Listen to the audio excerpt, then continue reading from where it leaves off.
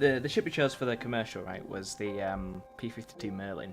Although that wasn't our original ship choice, we actually picked the Gladius to start off with because, well, it looks cool. And like the guy that does the announcement sounds a lot like Radlock, who's our voice actor, who we got to do this commercial. Trust me, like they sound almost the same. But then it turned out that although it was really old, CIG already had a Gladius commercial, so we kind of had to switch to something else. So just picked the P52 Merlin because, well, it's a smaller ship, and it's like with regards to our workflow, it's a lot easier to do because it's a lot easier to set up, and it's almost like a racing ship, so it's a lot cooler and more fun to write about, which was that was Panda's side of it, writing the kind of concept. People don't understand how difficult it is to drum up an entirely like original story, because that's basically what commercials are. They're short stories that need to sell you, that need to be so like inspiring that it like moves you to go and spend money on the thing. But that's what they are. They're short stories. So yeah, for me, I think hurdle I had was spending nights just coming up with the script, and then I would storyboard it, and then it wouldn't come off as I wanted it to, so then I had to rewrite the script, and then I would storyboard again and stuff like that. What I do for all my videos, because I'm not new to this,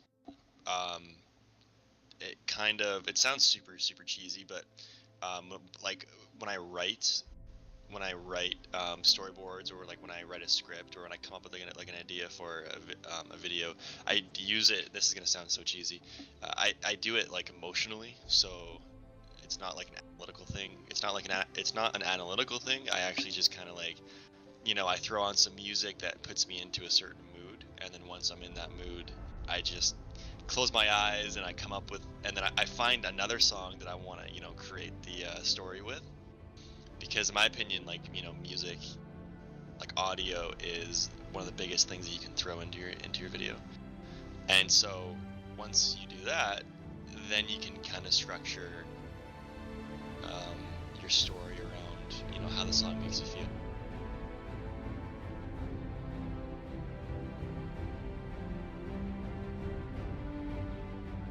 You just kind of have to, go with the flow, and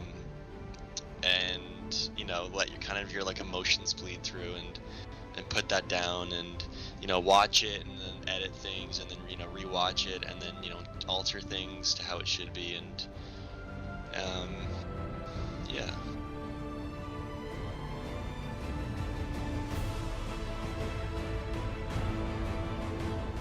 We first started working on this was we kind of brainstormed like, what do we want people to feel?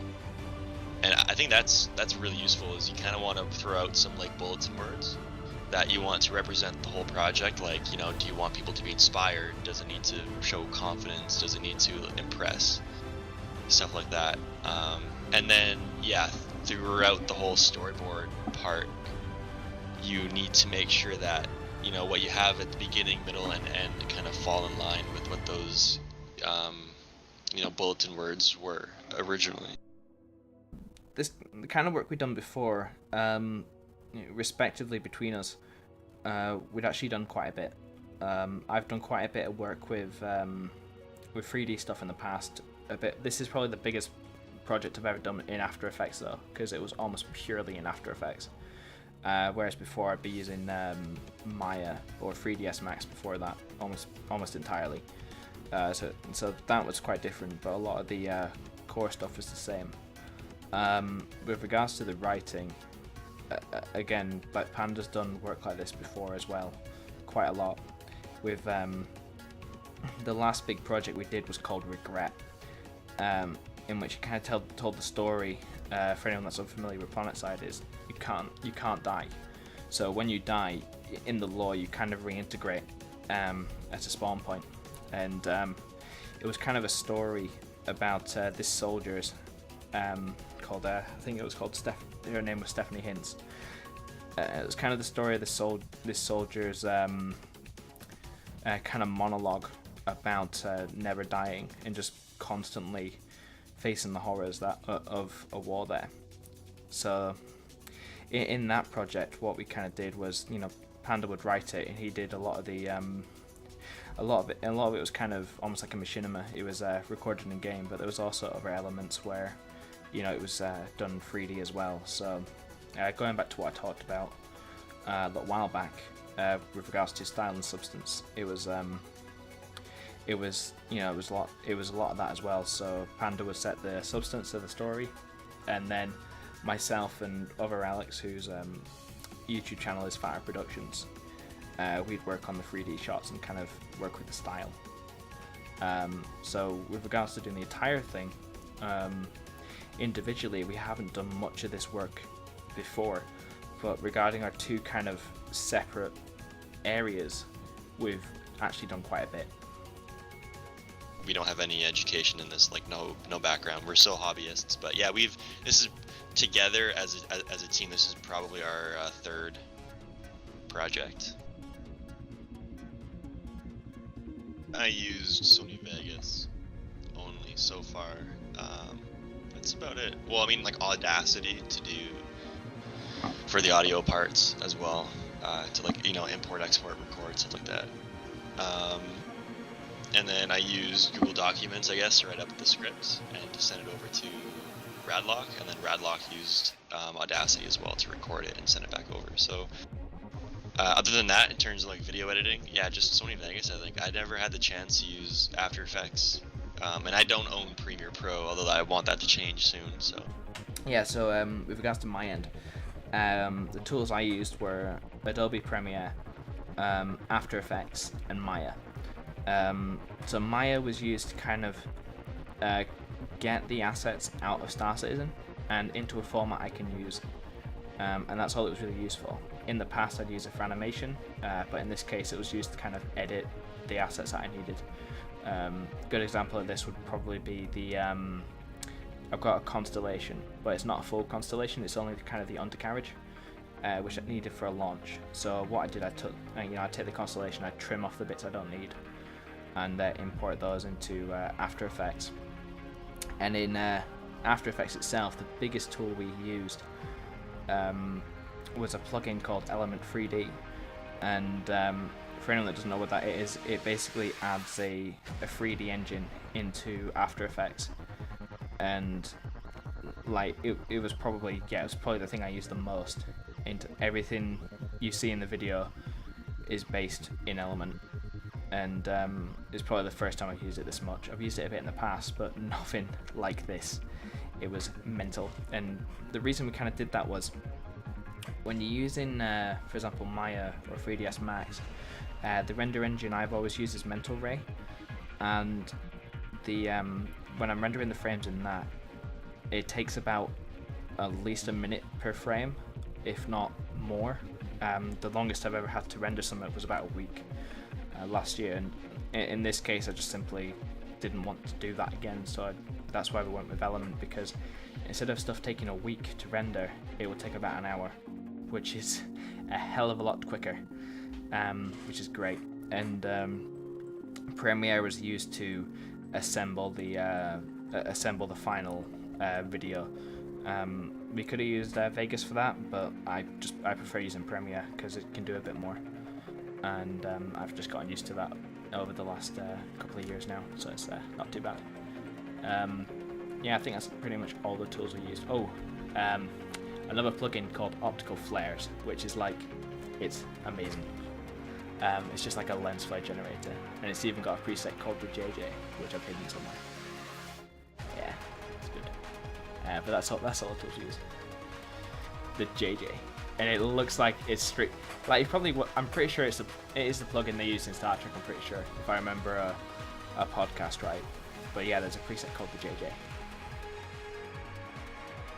Okay, so the hardest thing we get set up to begin the project, it was just figuring out what to do. The very first thing I'll do is I will draw sketches. They are very crude sketches. Someone else would not be able to understand them, probably, and from there I would kind of decide what assets will I need. I'd be sitting there looking at, I don't know, if there's a shot where the engine kind of expands into an exploded view, and and that's probably a good example. Like, I'd look at kind of my rough, fairly crude sketch, and I'd think, okay, I'm gonna need the core engine part. I'll need I'll need the parts from the nozzle. I'll need to break them down. I'll need a couple of hinges, a couple of pipes, and a couple of compressors and turbines. And then from there, I kind of assemble it. So the biggest challenge really was getting all the assets I needed out of Star Citizen, because I don't know the names of most of them to begin with. It can be a real pain to do it, and setting them up can take quite a lot of time. So the biggest challenge was kind of working that into a way I can use it quite effectively. Another big pain was just managing time, but I think that's not really relevant to this question.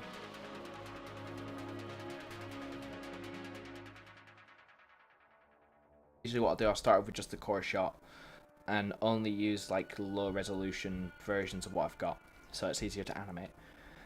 And from there I'll just build the shot. I'll bring the main subject in, which is usually the Merlin. Put that in first. Set up the camera. Set up the camera rig, which is just a couple of controls I can use for easily changing the position and where it's looking. And then I'll set how it's going to look at the start and how it's going to look at the end. So thinking about the shot where the P52 launches, it starts off kind of looking at the P52 in the constellation dock, and then it ends with a P52 in the distance with like a kind of a planet below. So I'll kind of set where it's going to start and end, and then start animating in the middle, that bit. And then once I've kind of got the animation that I want locked in, which can take a few hours, because it's all done by hand. But like once you get the hang of it, it's quite easy and it's actually really fun. So once I've done that, I'll set up the lighting and everything else I need. So for example, lighting, fog, ambient occlusion, which is like kind of darkness in the corners, because the way light bounces, it gets darker in the corner. Stuff like that. And then I'll switch over to the kind of high-res asset I've got, which is like I've got a Merlin that's got over 1 million polygons. I don't know how I managed to do that, but it looks very smooth.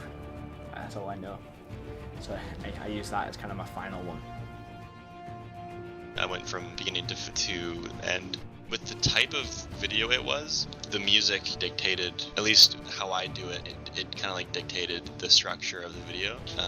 Because, like you would have action on like big swells, and then you would have, less action or no action on more, calm parts of the song. So it was I just kind of had to like go along with what the song was working with, and then kind of like went linearly from there. So yeah.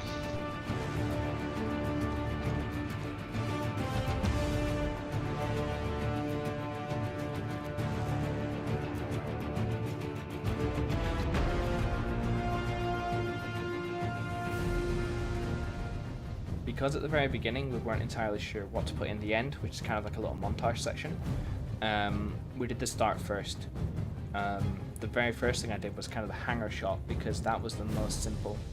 I believe there's 4 of them. There's one where the doors open, one where it reveals the ship, and with Radlock's narration. There's a third one where it shows the lasers, and a fourth one which kind of pans from the side of the ship round to the back, and the engine explodes and then it collapses back together.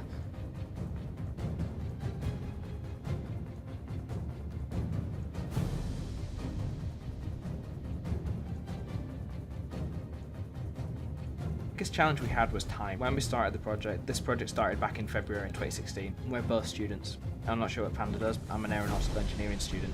It was kind of like I had exams in May, so that was like the biggest time drain for me. And over the summer I also had work as well, and usually I'd be getting home and I'd be too tired to actually do anything. So that was the biggest challenge, just balancing real life stuff with actually doing this stuff. And with the nature of the stuff we were doing, that had to take priority. But the best way to overcome it is to set yourself realistic deadlines. for different parts of the project. So, for example, at the very beginning, back in February, March, I worked on it until about April, and then after that I was like, I'm not going to do any more. I can't do any more. About it getting in the way, so I set myself a deadline of I'm going to get the assets set up, get it all ready to go at this point, and then I'll come back to it at the end of May, early June, which is when I was done with uni. So I kind of did that, came back in June, did the hanger shots and a couple more, and I kind of put it on the back burner for a little while again, around early July, because I had to work. And that's kind of when we started falling behind a little bit, because it was just a simple fact of I was too tired to do this. So what I suggest is, if you're going to do a big project like this, look into the future, what you're going to be doing through the year. If you say you're in school, like I am, like university should say, or college, think about when you're going to have to take a break and focus on real life more than you normally would, and just plan for that. Set yourself a deadline accounting for that. And then, when you come back to it, make sure you have yourself a checklist of what you want to get done, and then just tick it off as you go. And that'll help you a lot as well. Even when you're just doing like 1 or 2 shots. Like, personally, I live stream because it gives me a bit of motivation if people are watching to actually do something. What I do is I open up Notepad on my computer, and I just write a little to-do list of what I need to do. So it can be like to-do list, import a scythe, and then make the engine effects, and then add some additional effects that you need to, and then just kind of take them off as you go. That helps a lot with anything, not just this stuff. But the biggest tip I can give to anybody, and this applies to anything, is plan ahead. Get an idea on what you're doing before you start. That way you can go into it with a clear idea on what you want to do, and it'll be a lot quicker and a lot easier. And if you think something can look a bit better, you'll have a lot more time to do that as well, so you can be a bit more creative. But yeah, plan ahead and give yourself deadlines, and you'll be fine.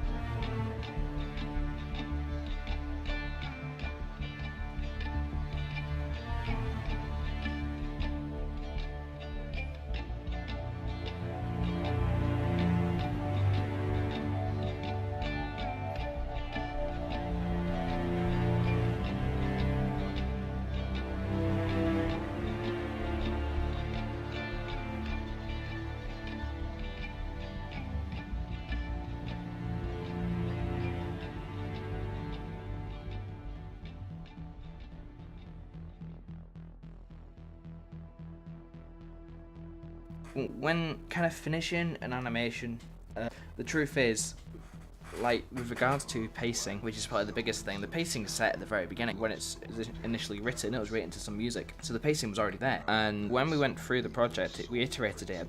Each shot was iterated about 4 or 5 times.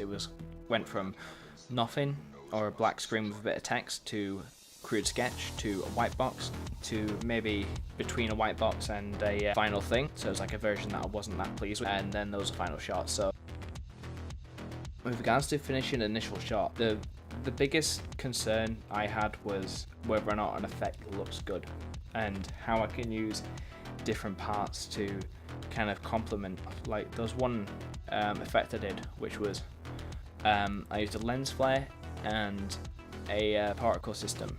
So the particles are kind of like the engine effect, the engine exhaust effect. And what I did, I used a small lens flare, over the top of that to kind of give a better sense of it's glowing. It's really hot. Whereas, you know, in other cases you might just use a flare because that's all you really need. In some instances, like there's one where I only use that because it's all that was really required. The lighting's all done pretty much the same way. For each shot, there's 3 main light sources I use. There's the primary light, secondary light, and what I call a rim light. So the primary light is like the main light source. It can be a star, it can be, or it can just be some random light from somewhere. It doesn't really matter, as long as it's believable. And the second light comes from another direction, and that kind of creates almost like a two-tone effect, or softens any shadows out of there. And then the rim light comes from kind of behind the subject you want to light. So for example, the Merlin, it will come from the other side of it and kind of shine on the top and kind of create this kind of rim, so it kind of stands out from the background a bit more. Like I remember back when we worked on Regret, Alex, who does this, he does it this stuff professionally, was absolutely hounding at me to get my lighting right. So I hopefully I made him proud by remembering all that stuff he kind of drilled into me. The sound's kept of, there's 2 main tracks, there's the narration and the music, and then below that what we've got very subtle sound effects. So for example, the doors opening in the hangar, I've got a very subtle effect of the actual sound of the doors opening, a crowd cheering, and the racing announcer from New Horizons. So that's as subtle as I can keep it, so that you can hear it, but it doesn't overshadow anything else. So I think that's kind of what we try to do for the entire thing, is just making sure that the narration and the music is almost front and center, and then the rest of it is adding to it rather than taking away from it. And then with the particle effects, that was just what we did. We made a template, and then from there we just worked on everything else, and it was a lot quicker to do it that way, I think.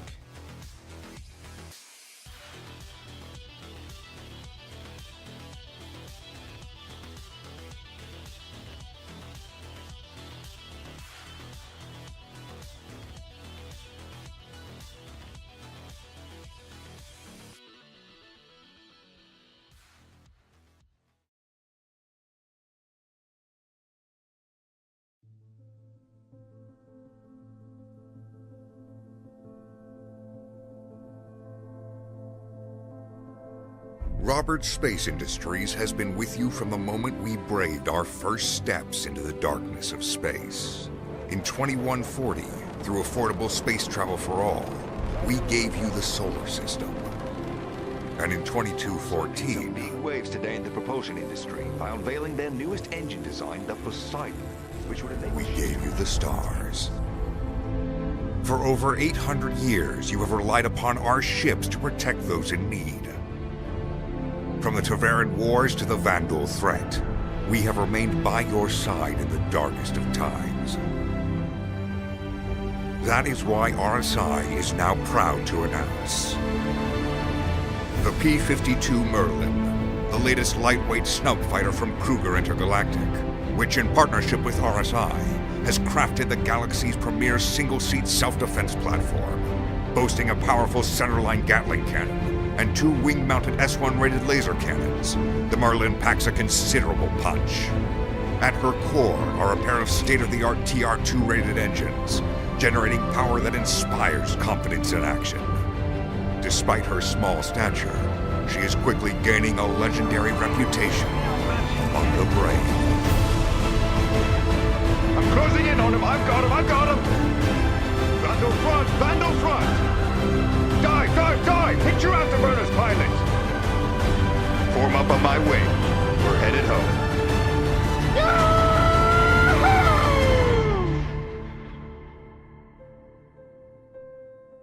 Brave the stars.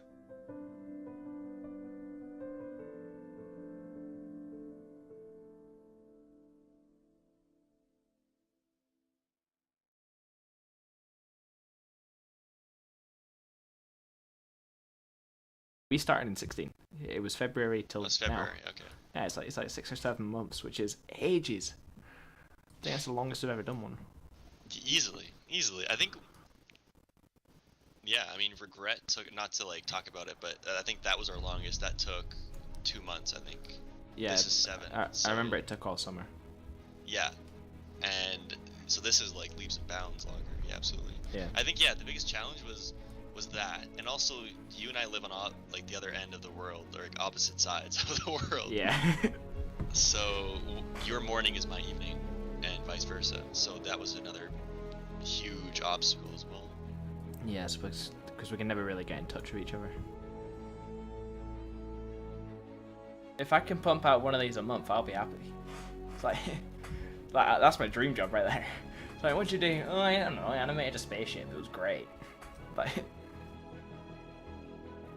we're really happy with how it turned out, and what we kind of really hope for is that others enjoyed watching it as much as we enjoyed making it. I know it's this project. It expands beyond this video. Like we've like this is a kind of our step into the Star Citizen community. This is only the beginning. This is going to be great. I'm really looking forward to doing more. But regards to this project in particular, a lot of fun. Thank you for organising this. This was, and it was a massive, a really massive opportunity for a lot of people. I think to just get involved and make something that hopefully people are going to enjoy and be able to interact with, because there isn't a lot of this stuff at the moment. I had a lot of fun doing this project with Alex and the gentlemen who were organizing this as well. I'm really, really, really glad that I was given this opportunity to sort of have some fun and stretch my legs and expand and whatnot. I just want to say thank you to Radlock. Despite whatever position we end up in the actual competition, I don't think winning is the most important thing. I think what was more important was just the fact that we went out, we had this vision, and we wrote it down on a piece of paper, and we turned that vision together into something that is very tangible, and people hopefully are going to have a good time watching. So with that, I just want to say thank you to Radlock, thank you to Alex, who's my partner, thank you to the guys who were organizing this, and thank you very much to the viewers out there for sticking with it and for hopefully having a good time. So thank you guys, and I will see you in the verse.